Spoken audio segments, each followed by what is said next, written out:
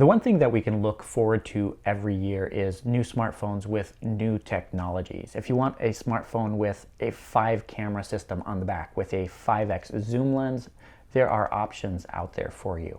If you want a smartphone with an incredible refresh rate up to 144 Hertz, there's smartphones with that as well.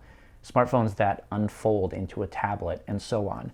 But the one issue that we keep seeing over and over again is that every time new technologies are introduced, the price point gets higher and higher. And for as much as we'd like to ignore it, the price point of a smartphone is still one of the most important factors to consider and is what keeps people away from getting new technologies. And while we've seen smartphones cost up to $2,000 this year with devices like the Samsung Galaxy Fold or even $1,400 for a lot of flagship smartphones, prices on the opposite end of the spectrum have been coming down as well. Now, we've had smartphones that go for $200 or even $100 over the last couple years, but typically they've been relegated to developing markets where the consumers buying these devices really don't have a whole lot of options simply based on their incomes. But now with a new device like this one, the Poco M3, this here is $150 with very few compromises and could be one of the best budget smartphones that we've ever seen. Now, when I say that the Poco M3 is a great smartphone for its $149 price tag, I'm not saying that it's going to be going up against devices like the OnePlus Nord or the Pixel 4a within that mid-range segment. This is still very much a budget-friendly device, and as such, a lot of compromises were made in order to get that price point that low. That being said, if you're looking to buy this smartphone knowing exactly what you're getting into, I think you're going to be extremely happy with the Poco M3. One of the ways in which Poco was able to keep the price point of the M3 down was going with a full plastic body here with a faux leather texture, fully embracing the plastic shell, as opposed to the X3 NFC that came out earlier this year, which tried to pass off as glass, which honestly feels a lot cheaper than what it should. And then there's that glass module on the back for the camera, which is a little bit excessive as far as its size goes. But if you've seen the Cyberpunk 2077 edition of the OnePlus 8T, you will notice a big similarity right there. And if you purchase the Poco M3 in yellow or blue, the glass panel on the back stands out even more, making it look like it's a lot more expensive than what it actually is. Despite the phone's low price point though, Poco has done its best to cram in as many features as possible. And as you can see on the back of the phone, you have a triple camera setup here with a 48 megapixel main sensor and then a 2 megapixel depth sensor and 2 megapixel macro camera.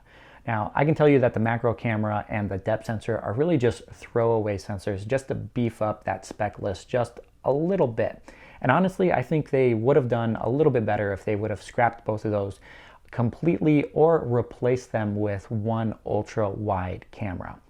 As far as the main 48 megapixel camera goes, it does a decent job when lighting conditions are great. You're not going to be competing with devices like the Pixel 4a that has an incredible 12 megapixel camera that can really shoot really amazing photos in any lighting conditions. Once the light goes down and you're looking at low light shots from this device, you're really not going to be pleased with the results. But if you're looking to take pictures in the daylight or have a well-lit room, this device can actually churn out some pretty decent shots. As far as the selfie camera goes, you're looking at an 8 megapixel selfie camera there that really is not that good. And honestly, if you're looking to record video as well, even the rear cameras only max out at 1080p 30 FPS. That's right, no 4K on this device whatsoever.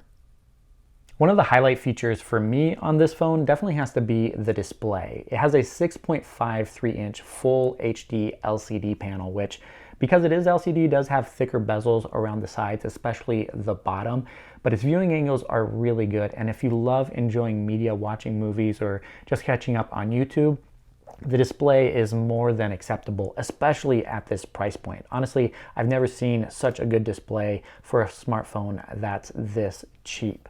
It would have been nice to have something that was a little bit brighter because this one only maxes out at 400 nits, making it a little bit tough to see in direct sunlight, But if that's really not an issue for you and you find yourself indoors most of the time, I honestly think it's one of the best features this phone has to offer.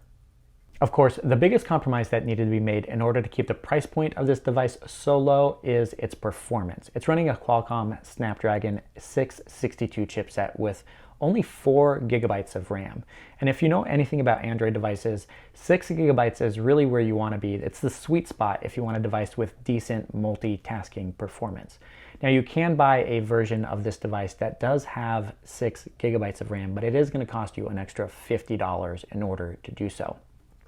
As far as the Snapdragon 662 goes, it's really a huge step down when compared to other devices running 700 series chipsets. So if you played around with a Pixel 4a or the OnePlus Nord devices, this phone here is going to be significantly slower, taking 3 to 5 seconds for apps to load.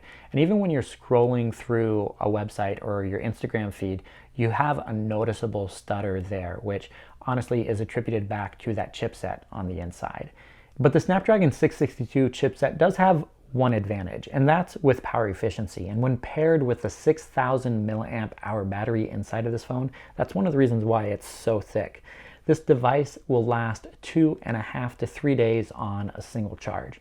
Now to charge it back up, you only get 18 watt charging, which will take 2.5 to 3 hours to get it from 0 to 100%.